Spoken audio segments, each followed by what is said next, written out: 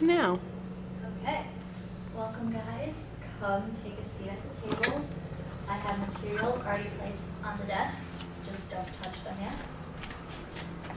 So we're going to start by thinking about who in history or fiction embodies traits that inspire you.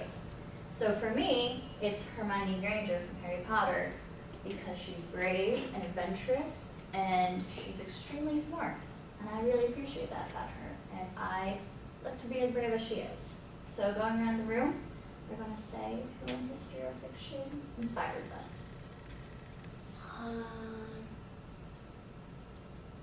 Bilbo Baggins, because he goes off on a big adventure even though he doesn't want to, and every time he has a chance to go home, he doesn't. He keeps going, and I think that's really cool. Yeah. What about you? I think Eleanor Roosevelt, because she supported her husband through a lot of bad stuff in our history, and she kept making policies for the country too, even though she wasn't the president. Okay. So we have Venn diagrams in front of you, which we're going to start to fill out. So Martin Luther King Jr. inspired a lot of people and continues to inspire a lot of people. So we're going to write a few of his traits on the board and then in our Venn diagram. So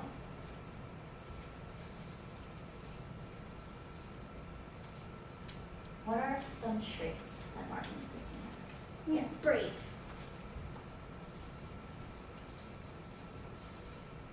What else?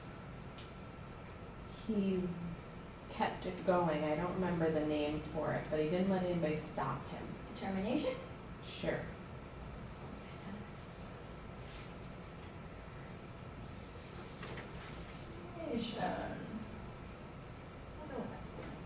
What else?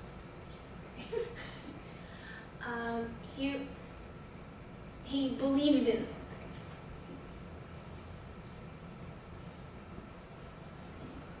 And he stuck with it. He didn't let anybody tell him that it was wrong.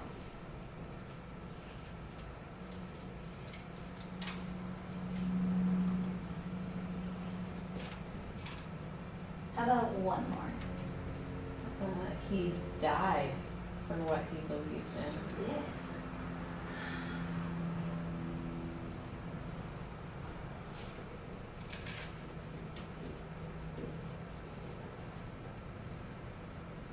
So, I'm not going to fill out the rest of our Venn diagram just yet, but over here we're going to brainstorm some people who, like Martin Luther King Jr., has some of these qualities. So can you think of anybody who's brave in history?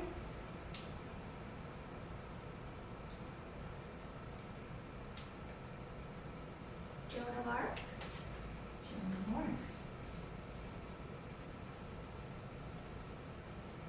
How about someone who died for what he believed in? Or she? Joan of Arc works too. Bobby Double check. Kennedy. John Kennedy? Bobby. Oh, Bobby. Bobby.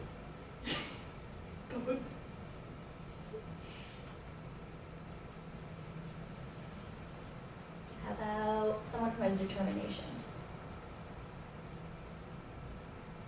Pink.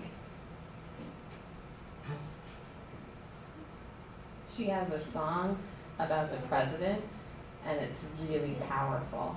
That was a great Sometimes I cry when I listen to it. That was a good one. How about someone who believed in something and stuck with it?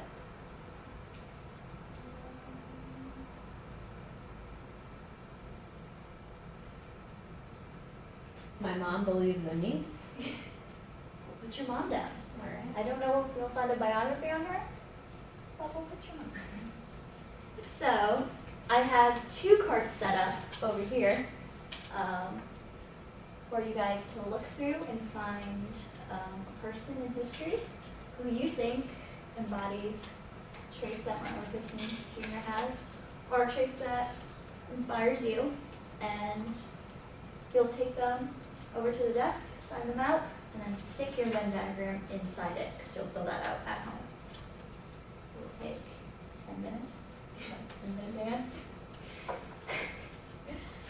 Okay. So now that we have our biographies picked out, we're going to introduce to you the project you will be doing for this assignment. So we are going to be creating Twitter pages based on our person that we picked. So we will be creating a Twitter page, and you have to include, you have to make tweets about their life, include photos that they were in, pin locations they were at, and have conversations between other biographers in your class. And since we are doing that, and it is all going to be online, we're going to have to talk about what it means to be a digital citizen. So, being online, it requires a certain set of etiquette. And etiquette are the forms required for good behavior prescribed by authority and to be observed in social or official life. So some examples of this is holding the door, removing your hat at the table, respecting adults, being polite, being on time, maybe even sending a thank you note. And since we're online, we also have a set of rules and behaviors for the internet. This is called netiquette. So we have 10 rules. Number 1 is to remember the human. Number 2, follow the same standards of behavior online that you would in real life. 3, know where you are in cyberspace. 4, respect other people's time and space on the internet. Present yourself well online. 6, share expert knowledge. 7, help keep flame wars under control. Number 8, respect other people's privacy. 9, don't abuse your power. And 10, be forgiving of others' mistakes. So we don't have time to go over all 10 in detail, but I picked a few that we should especially focus on during this assignment. So rule number 1, remember the human. So basically this is do unto others as others would do unto you.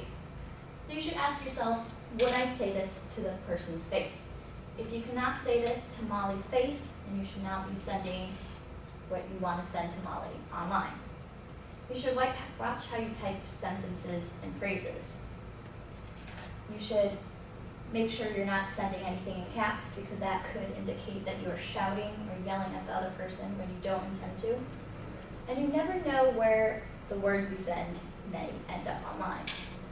You could send something to Molly, and Molly could send it to Tammy, and then Tammy could show it to her mom, and then you are in turn in trouble. So rule number 4 is respect other people's time and space. So this ensures that the time others spend reading your information isn't time wasted. Before copying people into your messages, you should ask yourself, do they really need to know what I'm sending them? And then this is you are not the center of cyberspace.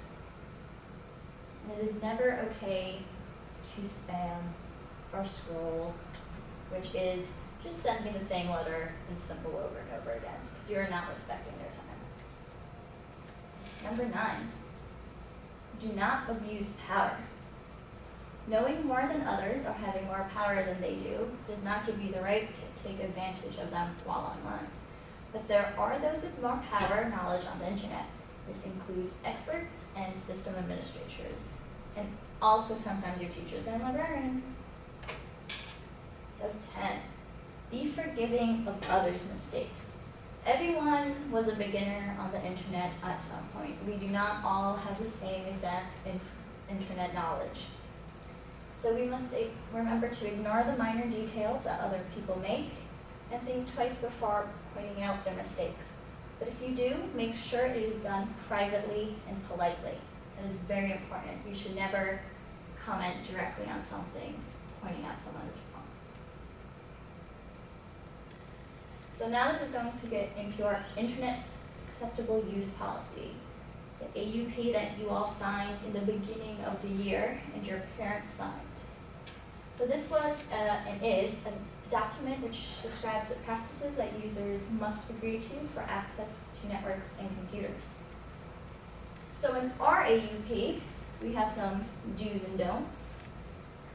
In our do's, It is to understand that access to the Quincy Public School technology and networks are a privilege and not a right, and that we should use appropriate language, respond or inquire politely, and consider what we may find hurtful or offensive when sharing content. And we must maintain privacy of usernames, passwords, and be responsible at all times for proper use of email or other accounts. Then we have our don'ts. So this is using Quincy Public School technology or networks for any illegal or inappropriate purposes. That is a major don't, major don't. You should never use impolite or abusive language, such as cyberbullying or access obscene materials on our public school technology. You should not delete or alter computer files that do not belong to you as a user. You cannot vandalize our technology or networks. And you cannot violate an individual rights to privacy. So you cannot go on Molly's computer and mess with her files. We also have a BYOD policy, which is bring your own device.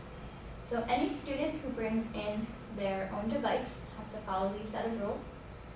You must receive approval for bringing in the electronic first, and you're responsible for physically securing your device within the school site. Within the approval of a teacher or librarian, you can connect wirelessly to our guest network, but you are prohibited from using peer-to-peer file sharing and messaging programs. So you cannot iChat, AIM, that's still a thing, Facebook message, etc. So now we are going to turn and talk to the neighbor next to us, and I am going to pass out 2 situations, and you will have to decide which is a bad internet behavior and which is a good internet behavior, and explain why it is good, and if it is bad, how you can fix that situation. So this should take 10 minutes, and then we'd go over it as a class. So we have discussed our internet presence. As we move forward with this project, I hope to see everybody following these rules and guidelines. And next class, we will go over how to create our Twitter pages with our biography. Bye. Bell rings, the day out. Okay.